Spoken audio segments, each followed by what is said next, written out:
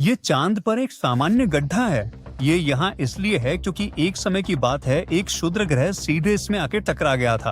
हाँ, एक चंद्र गड्ढा तब बनता है जब कोई क्षुद्र ग्रह, उल्कापिंड या धूमकेतु चांद की सतह से टकराता है। और जैसा कि आप देख सकते हैं, ऐसा कई बार हो चुका है, लेकिन एक गड्ढा बहुत अलग तरीके से बना था।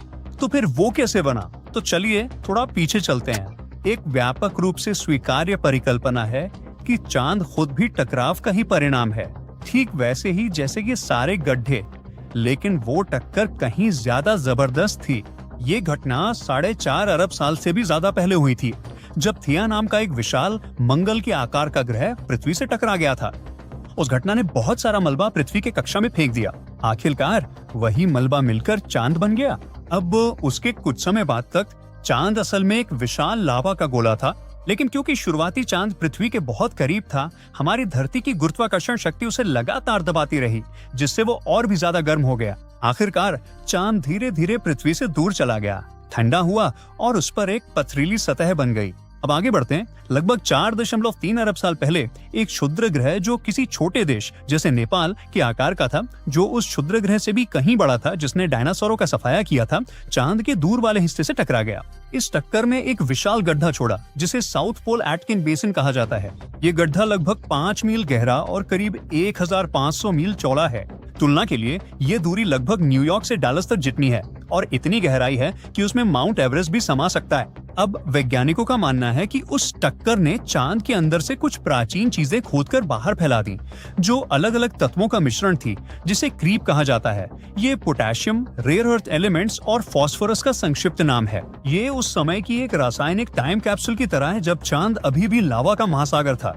अब क्या आप जानना चाहते हैं कि ये इलाका हमारी सोच से भी ज्यादा वैज्ञानिक रूप से दिलचस्प क्यों हो सकता है? देखिए, अभी तक शोधकर्ताओं का मानना था कि वो क्षुद्र ग्रह दक्षिण से आया था, ऊपर की ओर टकराया और उसी KREEP नामक रेडियोधर्मी पदार्थ को गड्ढे के उत्तरी किनारे पे फैला दिया था। लेकिन करीब से देखने पर वैज्ञानिकों को पता चला कि ये प्रभाव वास्तव में उत्तर से आया था, जिसका मतलब है कि वो सारा मूल्यवान क्रीप अंततः दक्षिणी किनारे पर जाके जमा हो गया। इतना ही नहीं, नासा का आर्टेमिस 3 मिशन संयोगवश चंद्रमा के उसी दक्षिणी ध्रुवीय क्षेत्र को अपना लक्ष्य बना रहा है। शोधकर्ताओं ने चंद्रमा के क्रेटर की तुलना सौर मंडल के अन्य क्रेटर्स, मुख्य रूप से मंगल ग्रह के हिलास बेसिन और प्लूटो के स्पुतनिक बेसिन से करने के बाद दक्षिणी प्रभाव के पुराने सिद्धांत पर सवाल उठाना शुरू कर दिया। वो यहाँ है, देखा, इन तीनों का आकार अजीब सा आंसू या एवोकाडो जैसा है, एक तरफ चौड़ा और दूसरी तरफ नुकीला, और आमतौर पर वही नुकीला सिरा दिखाता है कि क्षुद्र ग्रह किस दिशा से आया था।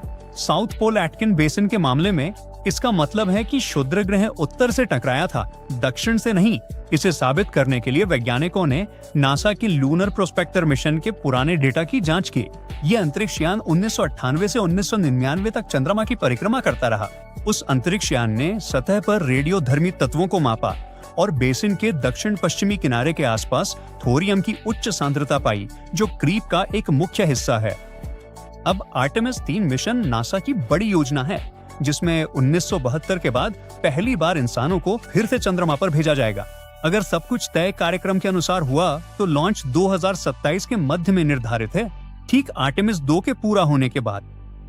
देखिए, आर्टेमिस 2, जिसे अप्रैल 2026 से पहले लॉन्च किया जाना है, एक तरह की ड्रेस रिहर्सल होगी। अंतरिक्ष यात्री चंद्रमा की परिक्रमा करेंगे, लेकिन उतरेंगे नहीं, सिर्फ ये सुनिश्चित करने के लिए कि सभी सिस्टम सही से काम कर रहे हैं, एक ब्रह्मांडीय टेस्ट ड्राइव की तरह। आर्टेमिस 3 में ही असली चीजें होने वाली हैं। उम्मीद है कि अंतरिक्ष यात्री चंद्रमा के दक्षिणी ध्रुव के पास उतरेंगे, उन 9 संभावित स्थानों में से किसी एक पर जिन्हें नासा ने चुना है। बस एक ही समस्या है, समय। आर्टेमिस 3 में पहले ही कई बार देरी हो चुकी है, और आर्टेमिस 2 में भी। आर्टेमिस 1 का प्रक्षेपण 2022 में हुआ था। ये एक बिना चालक दल की परीक्षण उड़ान थी, जो चंद्रमा के चारों ओर गई और सही सलामत वापस आ गई। तो अगला नंबर है आर्टेमिस 2 का, जिसमें असली अंतरिक्ष यात्री अंतरिक्ष में और आगे जाएंगे। फिर आती है आर्टेमिस 3, जो सबसे बड़ी। अंतरिक्ष यात्रियों को चंद्रमा की सतह पर लगभग 1 हफ्ते तक रुकना है, वहाँ वैज्ञानिक काम करना है, फिर घर लौटना है। इसके बाद आर्टेमिस 4 और 5 एक नया छोटा अंतरिक्ष स्टेशन बनाएंगे और उसका विस्तार करेंगे, जो चंद्रमा की कक्षा में रहेगा। इसे गेटवे कहा जाता है। इसे अंतरिक्ष में एक पिट स्टॉप की तरह समझो। अंतरिक्ष यात्री वहां डॉक कर सकते हैं, छोटी मिशनों के लिए रह सकते हैं, प्रयोग कर सकते हैं और लैंडिंग की तैयारी कर सकते हैं। नासा इसे यूरोपीय अंतरिक्ष एजेंसी, जापान और कुछ अन्य देशों की मदद से बना रहा है। अंतरिक्ष यात्री ओरियन अंतरिक्ष यान में यात्रा करेंगे, जिसे नासा के स्पेस लॉन्च सिस्टम द्वारा लॉन्च किया जाएगा। ये एक विशाल रॉकेट है जो स्टैचू ऑफ लिबर्टी से भी ऊंचा है और इतना ताकतवर है कि लोगों को चांद तक भेज सकता है। असल में चांद पर उतरने के लिए वे ह्यूमन लैंडिंग सिस्टम का इस्तेमाल करेंगे। स्पेस एक्स का स्टारशिप पहली बार क्रू को चांद की सतह पर ले जाएगा, जब ये साबित कर देगा कि वो सुरक्षित लैंड कर सकता है। लंबे समय में नासा चांद पर ही रुकने वाला नहीं है। सबसे बड़ा लक्ष्य है चांद से मंगल तक। उम्मीद है हम आर्टेमिस मिशन से जो कुछ भी सीखेंगे उसका इस्तेमाल चांद पर एक बेस बनाने में कर पाएंगे और आखिरकार इंसानों को मंगल तक भेज सकेंगे। और कौन जानता है, शायद जब लोग चांद पर उतरेंगे तो वे एक और अनसुलझे रहस्य का पता लगा पाएंगे। झिलमिलाहट, चमक या रोशनी की किरणें जो कभी-कभी हमारे उपग्रह को रोशन कर देती हैं। आइए इस रहस्य को और गहराई से समझते हैं, क्यों ना करें। 19 अप्रैल 1787 की रात को खगोल शास्त्री विलियम हर्शल ने कुछ अजीब देखा। नए चांद के अंधेरे हिस्से पर एक चमकदार रोशनी जगमगा रही थी। वो रोशनी कई घंटों तक चमकती रही और लगभग ओरायन नेबुला जितनी तेज थी। संभवतः उन्होंने जो देखा वो वही था जिसे वैज्ञानिक आज ट्रांजिएंट लूनर फिनोमेनन या टीएलपी कहते हैं। मूल रूप से ये चांद की सतह पर अचानक होने वाली छोटी छोटी चमकें या रंगों में बदलाव होते हैं। टीएलपी चमकदार धब्बों, लाल या बैंगनी रंग के धब्बों या यहाँ तक कि धुंधले बादलों की तरह दिख सकते हैं, जो अचानक प्रकट होते हैं और गायब हो जाते हैं। पिछले 2000 वर्षों में लोगों ने लगभग 3000 ऐसे अजीब चांद के चमकते दृश्य दर्ज किए हैं, टेलीस्कोप, कैमरा या कभी-कभी अपनी तेज नजरों से भी। तो असल में वहां ऊपर क्या हो रहा है? खैर, इसका कोई एक जवाब नहीं है। टीएलपी के लिए कई अलग-अलग कारण हो सकते हैं, उल्का पिंडों के टकराने से लेकर गैस के निकलने या यहाँ तक कि विद्युत गतिविधि तक। चमक की अवधि जो एक पल से लेकर कई घंटों तक हो सकती है, वैज्ञानिकों को ये समझने में मदद करती है कि इन रहस्यमयी चंद्र रोशनी के पीछे असल में क्या है। बहुत ही छोटी चमकें जो 1 मिनट से भी कम समय तक रहती हैं, सबसे अधिक संभावना है कि छोटे छोटे अंतरिक्ष पत्थरों के चांद से टकराने के कारण होती हैं। यहाँ तक कि बिलियर्ड बॉल के वजन जितना एक उल्कापिंड भी चंद्र सतह से इतनी जोर से टकरा सकता है कि वो एक पल के लिए चमक उठे। टकराव से पैदा हुई गर्मी पत्थरों को चमका देती है और फिर जैसे जैसे वे ठंडे होते हैं वो चमक जल्दी ही फीकी पड़ जाती है। लंबे समय तक वैज्ञानिकों को संदेह था कि ये तेज चमके उल्का पिंडों की टक्कर से होती हैं, लेकिन वे इसे साबित नहीं कर पाए थे, जब तक कि 1990 के दशक में हाई स्पीड कैमरे चंद्र अनुसंधान में आम नहीं हो गए। उस समय भी इसकी पुष्टि करना आसान नहीं था।